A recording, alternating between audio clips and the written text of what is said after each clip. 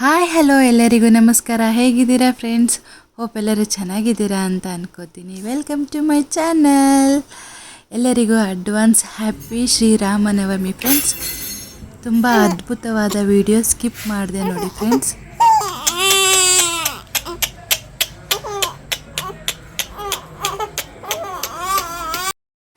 ನೋಡಿದ್ರಲ್ಲ ಫ್ರೆಂಡ್ಸ್, ಗೊಂಬೆ ಎಷ್ಟು ಚೆನ್ನಾಗಿ ಅಳ್ತಿದ್ದಾಳೆ. ಕೇಳ್ತಿದ್ರೆ ಕೇಳ್ತಾನೆ ಇರಬೇಕು ಅನಿಸುತ್ತೆ. ಆ ಒಂದು ದಿನಗಳು ಮರೆಯಲಾಗದ ದಿನಗಳಂತಲೇ ಹೇಳ್ಬೋದು. ರಾಮನವಮಿ ದಿನವೇ 2025ರಲ್ಲಿ ತೆಗೆದಿರ್ತಕ್ಕಂಥ ಫೋಟೋಸ್ ಮತ್ತು ವೀಡಿಯೋಸ್ ಅಂತಲೇ ಹೇಳ್ಬೋದು. So babies Ramanavami baby photoshoot ಯಾವ ರೀತಿ ಮಾಡ್ಬೋದು ಅನ್ನೋ ಒಂದು ವಿಡಿಯೋ ಕೂಡ ಇದರಲ್ಲಿ ನೀವು ನೋಡ್ತೀರಾ. ಹಾಗೂ ನಮ್ಮ ಬೇಬೀಸ್ ಹೇಗೆ ನಾವು ಅವರಿಗೆ ಸಮಾಧಾನ ಮಾಡಿದ್ವಿ, ಅದರಲ್ಲಿ ನಾವೇನೆಲ್ಲ ಪ್ರಾಬ್ಲಮ್ಸ್ನ ಅನುಭವಿಸಿದ್ವಿ, ಬೇಬೀಸ್ ಯಾವ ಥರ ಕ್ರೈ ಮಾಡಿದ್ವಿ, ಯಾವ ಥರ ಟಾರ್ಚರ್ ಕೊಟ್ಟರು ಅನ್ನೋ ವಿಡಿಯೋ ಕೂಡ ಇದರಲ್ಲಿ ಇರುತ್ತೆ. ಸೊ ಹಾಗಾಗಿ ವಿಡಿಯೋನ ಸ್ಕಿಪ್ ಮಾಡಿದೆ ನೋಡಿ ಫ್ರೆಂಡ್ಸ್. ಎಲ್ಲ ಸನ್ನಿವೇಶದಲ್ಲಿ ನನ್ನ ಒಂದು ವಾಯ್ಸ್ ರೆಕಾರ್ಡ್ ನಾನು ಮಾಡೋಕ್ಕೆ ಇಷ್ಟಪಡಲ್ಲ, ಯಾಕಂದರೆ ರಿಯಾಲಿಟಿ ನಮ್ಮ ಬೇಬೀಸ್ ಧ್ವನಿ ಕೇಳೋಕ್ಕೆ ತುಂಬ ಚೆನ್ನಾಗಿರುತ್ತೆ. ಸೊ ಹಾಗಾಗಿ ನಾನು ಯಾವುದನ್ನು ಇಲ್ಲಿ ವಾಯ್ಸ್ ರೆಕಾರ್ಡ್ ಕೊಡೋಕ್ಕೆ ಇಷ್ಟಪಡಲ್ಲ. ನ್ಯಾಚುರಲಿ ಈ ವಿಡಿಯೋ ನೋಡಿ ಅಂತ ಹೇಳೋಕ್ಕೆ ಇಷ್ಟಪಡ್ತೀನಿ ಫ್ರೆಂಡ್ಸ್. ಮಗರೇ ಅಮ್ಮೋ,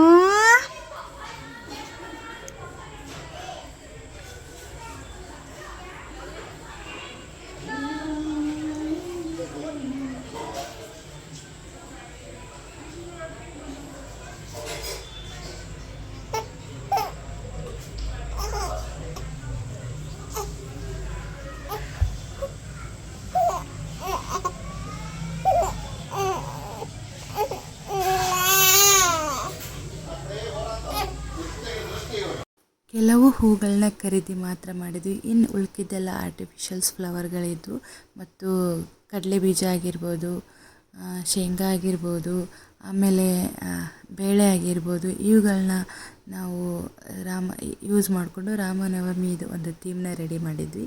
ಬೇಬೀಸ್ಗೆ ಏನು ಆಂಜನೇಯ ಶಾಲ್, ಕೇಸರಿ ಶಾಲೆ ಇರುತ್ತಲ್ವ, ಅದನ್ನು ಧೋತಿ ಟೈಪ್ ಉಡಿಸಿ, ಆಮೇಲೆ ರಾಮ ಯಾವ ಥರ ಹಣೆಗೆ ಹಚ್ಕೋತಾನೆ ಆ ಥರ ಹಾಕಿ, ಒಂದು ಕೊಳ್ಳಲ್ಲಿ ನಾವು ಮಾಲೆ ಹಾಕಿಬಿಟ್ಟು ಈ ಥರ ಬೇಬಿ ಫೋಟೋಶೂಟ್ ಮಾಡಿದ್ದೀವಿ ಫ್ರೆಂಡ್ಸ್.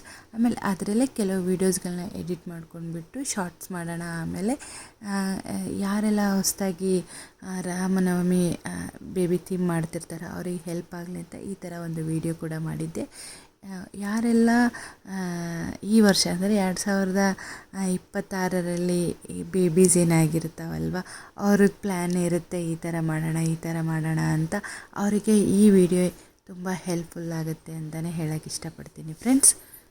ನೋಡಿ, ಇವಾಗ ಗೊಂಬೆ ಹೇಗೆ ಮಲಗಿದ್ದಾಳೆ, ನಿಧಾನವಾಗಿದ್ದಾಳೆ. ಹಸುವಾಗಿತ್ತು, ಅದಕ್ಕೆ ಮತ್ತೆ ನಾವು ಸ್ಟಾಪ್ ಮಾಡಿಬಿಟ್ಟು ಇಬ್ಬರಿಗೂ ಹಾಲು ಕೊಟ್ವಿ.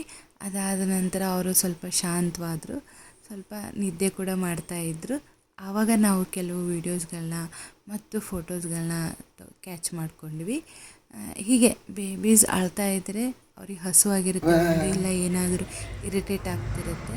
ಸೊ ಆವಾಗ ಸ್ವಲ್ಪ ನಿಲ್ಲಿಸಿ ಅವ್ರಿಗೆ ಏನಾಗ್ತಿದೆ ಅಂತ ಅಬ್ಸರ್ವ್ ಮಾಡಿ ಅದನ್ನು ಅಂದರೆ ಸೊಲ್ಯೂಷನ್ ಹುಡ್ಕೊಂಡು ಅದಾದ ನಂತರ ಫೋಟೋಶೂಟ್ ಮಾಡೋದು ಒಳ್ಳೆಯದು ಅಂತ ಹೇಳೋಕ್ಕೆ.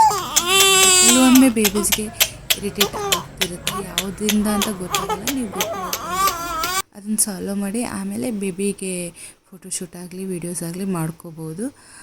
ಅದರಲ್ಲಿ ಈ ಮಲ್ಲಿಗೆ ಹೂವಿದೆ ಅಲ್ವ, ಕೆಲವು ಬೇಬೀಸ್ಗೆ ಇರಿಟೇಟ್ ಆಗುತ್ತೆ. ಸೊ ನೋಡ್ಕೊಂಡ್ಬಿಟ್ಟು ಯಾವ ಹೂವು ಯಾವ ಬೇಬೀಸ್ಗೆ ಅಡ್ಜಸ್ಟ್ ಆಗುತ್ತೆ, ಸುಮ್ಮನೆ ಬೆಟರ್ ಪ್ಲಾಸ್ಟಿಕ್ ಫ್ಲವರ್ಸ್ ಸಿಗುತ್ತೆ, ಅದನ್ನೇ ನಾವು ಯೂಸ್ ಮಾಡಿಕೊಂಡ್ರೆ ಇನ್ನೂ ಚೆನ್ನಾಗಿರುತ್ತೆ. ಬಟ್ ನಾವಿಲ್ಲಿ ರಿಯಲ್ ಲೈಫ್ ಫ್ಲವರ್ಸ್ನ ಯೂಸ್ ಮಾಡಿದ್ವಿ. ಯಾವುದೇ ಕಾರಣಕ್ಕೂ ಬೇಬೀಸ್ಗೆ ಯಾವುದೂ ಡಿಸ್ಟರ್ಬೆನ್ಸ್ ಆಗಿದ್ದಿಲ್ಲ, ಹಸುವಾಗಿತ್ತು. ಹಾಲು ಕುಡಿದು ನೋಡಿ ಇವಾಗ ಆರಾಮ್ ಮಲಗಿದ್ದಾರೆ. ಅದಾದ ನಂತರ ಕೆಲವು ಫೋಟೋಸ್ ಮತ್ತು ವೀಡಿಯೋಸ್ನ ತೊಗೊಂಡ್ವಿ. ಈ ವಿಡಿಯೋ ಎಲ್ಲರಿಗೂ ಇಷ್ಟ ಆಗುತ್ತೆ ಅಂತ ಅನ್ಕೋತೀನಿ ಫ್ರೆಂಡ್ಸ್. ಇಷ್ಟ ಆದರೆ ಲೈಕ್ ಮಾಡಿ, ಶೇರ್ ಮಾಡಿ, ಹಾಗೂ ನಮ್ಮ ಬೇಬೀಸ್ ಹೇಗೆ ಕಾಣ್ತಿದ್ದಾರೆ ಅಂತ ಕಮೆಂಟ್ ಮೂಲಕ ತಿಳಿಸೋದನ್ನು ಮರಿಬೇಡಿ. ಸಪೋರ್ಟ್ ಮಾಡಿ ಪ್ಲೀಸ್. ನಿಮ್ಮ ಸಪೋರ್ಟ್ ನಮಗೆ ತುಂಬ ಅವಶ್ಯಕತೆ ಇದೆ ಅಂತ ಹೇಳೋಕ್ಕೆ ಇಷ್ಟಪಡ್ತೀನಿ. ನೋಡಿ ಎಷ್ಟು ಮುದ್ದಾಗಿ ಕಾಣ್ತಿದ್ದಾಳೆ ಮುದ್ದು ಗೊಂಬೆ. ಇವಳು ನನ್ನ ಮುದ್ದು ಗೊಂಬೆ. ದೊಡ್ಡವಳು, ಚಿಕ್ಕವಳದು ಚುಮ್ಮಿ ಅಂತ ಕರಿತೀನಿ, ಗೊಂಬೆ ಚುಮ್ಮಿ ಅಂತ ಕರಿತೀನಿ. ಕೆಲವು ಜನ ನನಗೆ ಪರ್ಸ್ನಲಾಗಿ ಚಾಟ್ ಮಾಡ್ತಿದ್ದಾರೆ, ಯಾಕೆ ನೀವು ಬೇಬೀಸ್ದು ದೊಡ್ಡೋಳ್ದು ಮಾತ್ರ ವೀಡಿಯೋಸ್ ಮಾಡ್ತೀರಿ ಜಾಸ್ತಿ, ಚಿಕ್ಕಳ್ದು ಯಾಕೆ ಮಾಡೋದಿಲ್ಲ ಅಂತ. ಬಾರ್ನಾಗಿ 3 ಮಂತ್ಸ್ಗೆ ಈ ವಿಡಿಯೋಸ್ನ ನಾನು ಮಾಡಿರೋದು, ಫೋಟೋಸ್ನ ತೆಗ್ದಿರೋದು. ಕೆಲವು ರಾಮನವಮಿದಾಗಿರ್ಬೋದು, ಸಂಕ್ರಾಂತಿದಾಗಿರ್ಬೋದು, ಈ ಥರ ಕೆಲವು ವೀಡಿಯೋಸ್ಗಳು 1 ಮಂತಿಂದನೇ ಸ್ಟಾರ್ಟ್ ಮಾಡಿದ್ದೀನಲ್ವ. ಪ್ರೀ ಮೆಚೂರ್ ಬೇಬಿ ಆಗಿರೋದ್ರಿಂದ ವೆಯ್ಟ್ ಕೂಡ ತುಂಬ ಅಂದರೆ ತುಂಬ ಕಮ್ಮಿ ಇತ್ತು. ಚಿಕ್ಕ ಬೇಬಿದಂತೂ ತುಂಬ ಕಮ್ಮಿ, 780 ಗ್ರಾಮ್ ಅಂದರೆ ಅದು ಸಾಮಾನ್ಯ ಅಲ್ಲ. ಸೊ ಹಾಗಾಗಿ ಅವಳನ್ನ ಸ್ವಲ್ಪ ನಾವು ಅವಾಯ್ಡ್ ಮಾಡಿದ್ವಿ.